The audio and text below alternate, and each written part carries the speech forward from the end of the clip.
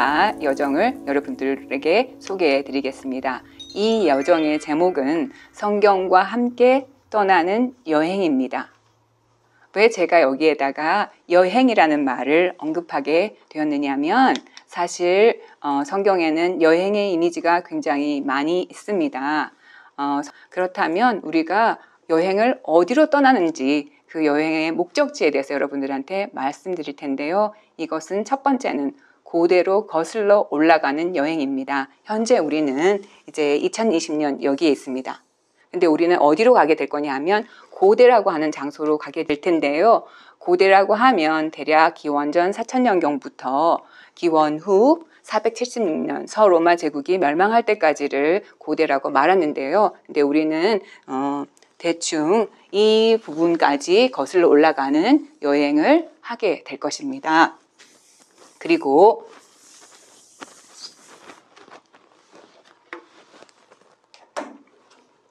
장소로는, 시간으로는 우리가 고대로 가는 여행을 한다면 장소로는 어디를 가게 되느냐면 고대 이집트와 메소포타미아, 가나안 지방으로 여행을 하게 될 것입니다. 우리는 이 지역을 오늘날은 중동이라고 부릅니다. 그러나 옛날에는 이 지역을 근동이라고 불렀죠. 그래서 우리가 가게 될 지역의 지도를 한번 보여드리도록 하겠습니다. 우리가 가게 될 지역의 지도를 살펴보면 이곳이 메소포타미아 지역이고 여기가 이집트 지역이고 여기가 가나안이라고 하는 곳입니다. 이제 우리는 이 지역을 가게 될 텐데요. 그래서 우리의 목적지는 한마디로 말하면 고대 근동이라고 할 수가 있습니다. 우리는 고대 근동 지역을 여행을 하면서 고대인들의 관습과 삶의 다양한 경험들을 우리가 살펴보게 될 것입니다. 그런데 이런 여행은 어떤 여행이든지 견문을 넓혀주는 그런 효과가 있겠죠. 그래서 우리가 하는 여행도 그런 효과를 우리가 생각해 볼 수가 있습니다. 우리의 견문은 분명히 확장될 거고 어떤 분들은 인생관이 변화되기도 할 것입니다. 또 성경 읽기에 중독될 수도 있습니다. 제가 여러분의 가이드가 됐지만 또 여러분이 친숙한 동반자로 삼아야 할 또 다른 가이드는 이 책 교재라고 할 수가 있습니다. 근데 이 교재의 특징은 여러분들이 성경 공부와 관련돼서 여러 교재들을 접하셨을 수도 있는데요. 이 교재는 가톨릭 교회 안에서 구약 성경을 읽을 수 있도록 여러분들을 도와드릴 것입니다. 그러면 첫 번째는 이제 구약 성경을 읽을 때 신약 성경과의 연관성을 고려하면서 구약 성경을 읽게 됩니다.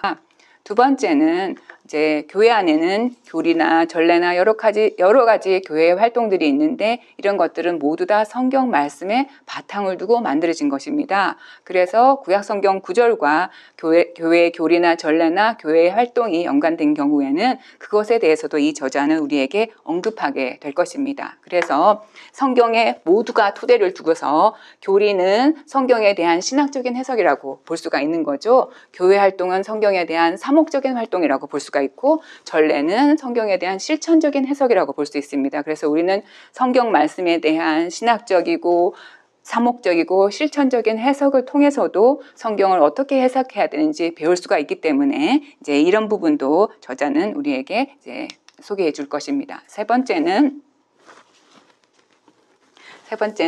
이제 여러분들이 그러니까 성숙한 신자로서 교회 생활을 풍부하게 할 수 있도록 이 교재가 도와줄 것입니다. 그래서 교재의 구성을 한번 살펴보면요.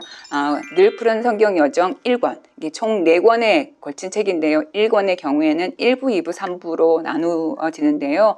1부와 2부는 여행의 준비에 해당됩니다.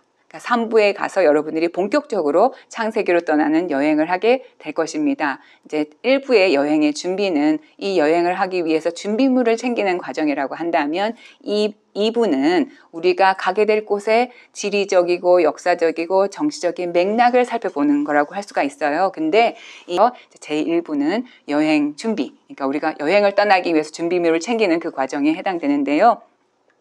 제1과의 제목이 하느님과 사랑에 빠진 사람들의 이야기라고 제목이 붙여져 있습니다. 이런 이야기를 하는 이유가 사실은 구약성경 자체가 구약성경이 한마디로 요약한다면 하느님과 하느님의 백성 사이에 오고 간 사랑의 관계의 역사라고 말할 수 있기 때문에 그렇습니다. 기본적인 준비와 필요한 배경 지식들은 그런 것들을 알기 위한 지식을 여러분들한테 소개하는 이제 과정입니다.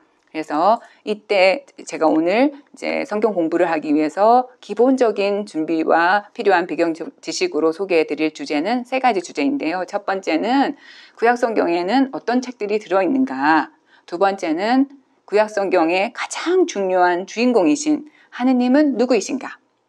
세 번째는 성경의 기본 줄거리가 무엇인지를 여러분들에게 소개해 드리고자 합니다. 것입니다. 그렇다면 이 야훼라는 이름의 의미는 뭘까? 야훼라는 이름의 의미는 하느님께서 있는 자이다. 이 말은 하느님께서 백성들과 함께 언제나 있을 분이시라는 의미를 포함하고 있습니다. 그래서 야훼라는 이름은 언제나 인간과 함께 인간을 위해 존재하시는 분이심을 의미합니다. 그래서 이제 교회는 이 야훼라는 이름의 의미를 이런 식으로 가르치고 있습니다. 야훼 이름은 인간이 죄를 지어서 하느님께 불충했고 그래서 마땅히 벌을 받아야 하는데도 하느님께서 그 인간과 함께 하시면서 천대에 이르기까지 자애를 베푸시는 그런 하느님의 신의를 아주 잘 드러낸다라고 가르치고 있습니다.